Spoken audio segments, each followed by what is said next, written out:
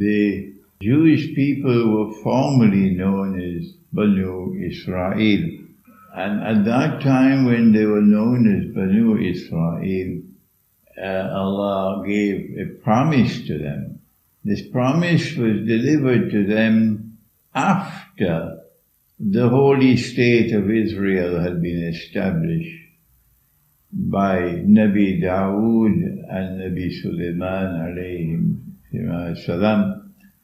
And after that state had collapsed upon the death of Nabi Sulaiman alayhi salam, and after it had been attacked and destroyed by a Babylonian army, and the Israelite people had been enslaved and taken into exile in Babylon. All of this is Jewish history, but also it is covered in the Quran.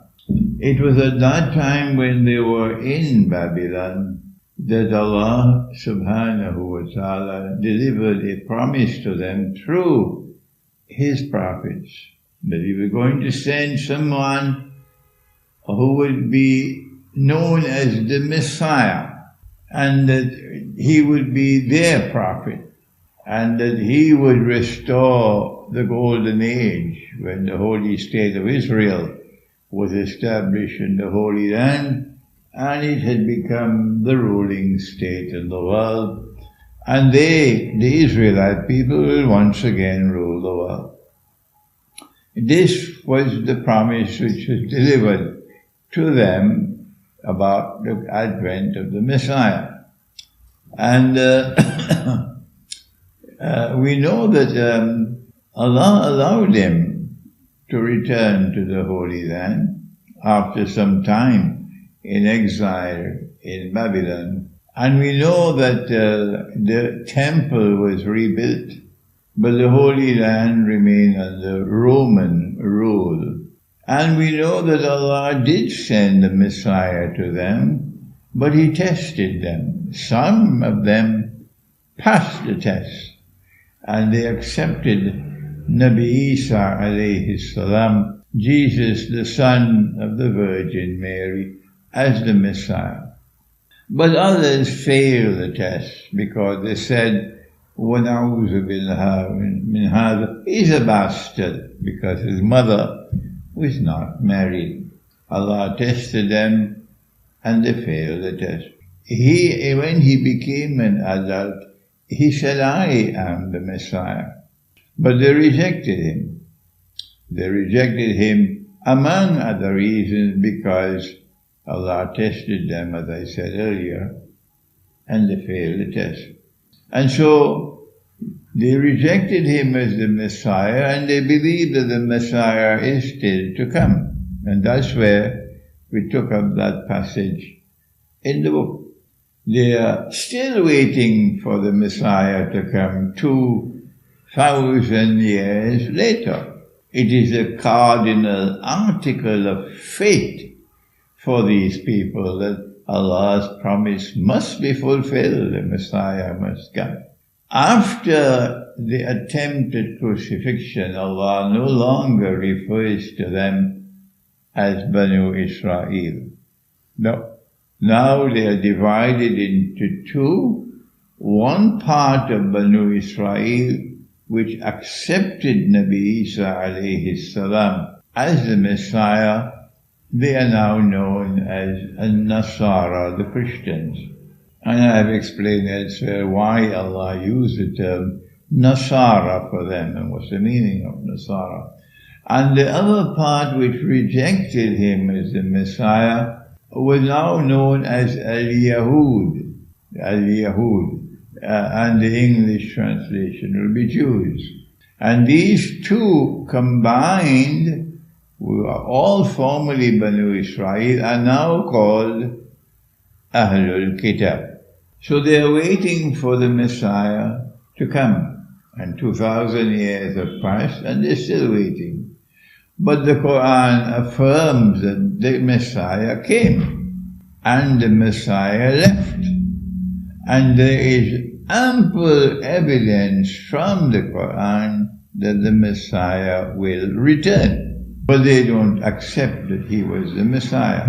There are only two people on the face of the earth who accept Nabi Isa alayhi salam as the Messiah. Only two. They are those Israelites who followed him and accepted him as Messiah, and are today known as Nasara or Christians. And there is the Ummah of Muhammad, Allah's blessing be upon him, who because of the Quran, they also accept him as the Messiah.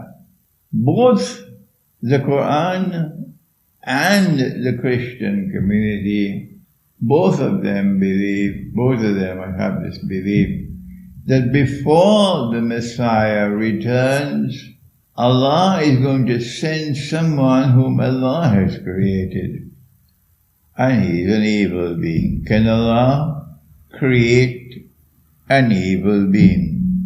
The Quran says, بَعَيَوْذُ بِاللَّهِ مِنَ الشَّيْطَانِ الرَّجِيمِ قُلْ أَعُوذُ بِرَبِّ الْفَلَقِ مِنْ شَرِّ مَا خَلَقَ. Yes, the Quran has affirmed that Allah can create evil, and if He can create evil, then He can create an evil being. And that evil being, our Prophet has described him as Al-Masih al-Dajjal. Dajjal, the evil being who has a PhD in deception and who wants to impersonate the Messiah. So he's the great pretender, the great impersonator. And he will be sent into the world, and he will make his appearance as a human being eventually, just before the true Messiah is to come. And when the true Messiah comes, he's going to kill this false Messiah. And now what we have is a process known as logical deduction. It is a part of the process of thinking that we should be able to deduce matters logically. That is part of the process of thinking, logical deduction. And Allah Ta'ala has affirmed again and again in the Quran that He sent the Quran لِقَوْمِ يَتَفَكَّرُونَ. He sent the Quran to people who think. And He condemns those who don't think. إِنَّ الشَّرَّ الدَّوَّابِ عِنْدَ اللَّهِ الصُّمُّ الْبُكْمُ الَّذِينَ لَا يَعْقِلُونَ. That the worst creatures with Allah are the deaf and the dumb who don't think. So we have the right to think, and we have the right to engage in logical deduction. But when we do so, the sheep and the cattle who refuse to think, show me the hadith, show me the hadith, show me the hadith, we don't have time to waste with them. So if the Messiah is to come, and He is to restore the holy state of Israel in the Holy Land, and rule from that holy state of Israel, the Jews believe that one of the first things He will have to do, because the Holy Land is under Muslim rule for more than 1,000 years, one of the first things He will have to do is to liberate the Holy Land for the Jews. Has this happened as yet? Unless you're eating your couscous and going home and sleep, of course everybody would know that the modern Western world, the Western civilization, led by Britain, did achieve that. They first of all launched something known as the Crusades. And then after several Crusades, it was a British general who led the British army with many Muslims fighting faithfully behind him in that army, to their eternal shame and disgrace. And they defeated the Ottoman Empire, and that General Allenby, when he entered Jerusalem, he said that today the Crusades have ended. And so the Western world, led by Britain, did succeed in liberating the Holy Land from Muslim rule. Number two, not only must the Holy Land be liberated, but since Allah had expelled the Jews and banned them from returning, the Jews must first be brought back to the Holy Land. And in the Quran we know that it is Gog and Magog who will take a people back to a town which Allah destroyed. And we have identified that as Jerusalem. So when the Western world liberated the Holy Land in 1917, they then spent the period from 1917 to 1948 of 30 years, and they brought Jews back to the Holy Land. But the Jews who were brought back to the Holy Land were not Banu Israel. They had no genetic links at all with the Israelite people. These were European peoples who had converted to Judaism. So European Jews, not Banu Israel. But since the Quran no longer uses the term Banu Israel, the implication is that you can be a Jew and not be an Israelite. You can be a Christian and not be an Israelite. That is why the Quran no longer uses the term Banu Israel. So the Jews are brought back to the Holy Land and they reclaim it as their own. But that's not enough. They have to restore a holy state of Israel in the Holy Land. And in 1948, that's what they did. And a state of Israel was established. And it was a secular state, but they said this is Holy Israel. But not only that, they need to establish Holy Israel and make it a ruling state in the world. And we have mentioned in the Quran, in Surah Al-Mursalat, the shadow with three parts. We have identified it with Pax Britannica, Pax Americana. And we are now located at a moment in time when Pax Americana must make way for Pax Judaica. That's why Israel is flexing her muscles at this time, so that Israel can replace the United States as the next ruling state in the world. And when Israel claims to be the next ruling state in the world, which is after the Great War, it is only at that time that the shadow will disappear, and we have interpreted the shadow to be Dajjal, the false Messiah. And then he will make his appearance in human form. And from Jerusalem, he will declare, Ana al-Masih. And all the Jews who lack the capacity to see with the internal eye, basar, they will be deceived and they will accept him as the Messiah. It was at that time, after he has completed his mission, that Allah will then send, number one, the Imam al-Mahdi, alayhi salam, and then after that, Nabi Isa alayhi salam will return, and he will then kill Dajjal. And after he kills Dajjal, then Gog and Magog will be destroyed by Allah himself in Jerusalem.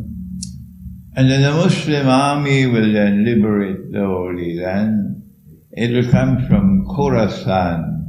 Our prophets say when that army marches from Khorasan, no one will be able to stop it. After the Muslim army liberates Jerusalem, the Holy Land, the Jews will be fleeing. Today they are arrogant, ruling and oppressing the Muslims, fighting them, starving them to death, denying them food, denying them water, denying them the capacity to even live in their land, destroying the land where they're living in Gaza. It is awesome oppression. But at that time, when the Muslim army is liberating the Holy Land, Allah's Messenger said, they'll be hiding behind rocks and stones, and the rocks and stones will speak and say, oh Muslim, there's a Jew hiding behind me. Come and kill him. Not all Jews. Not a Jew who is denouncing Israeli oppression, as there are Jews in the world. We're talking about the Jews who are oppressors. At that time, when the Holy Land is liberated, then we will already have a Khilafah state in Mecca, because Imam al-Mahdi will be leading us. And there will now be another Khilafah state in Jerusalem, because Nabi Isa alayhi salam is not sent to the Ummah of Muhammad alayhi salatu wasalam. Be careful, be careful, be careful to remove this brainwashing which has taken grip of the Muslim mind. It is Allah who decides, not you.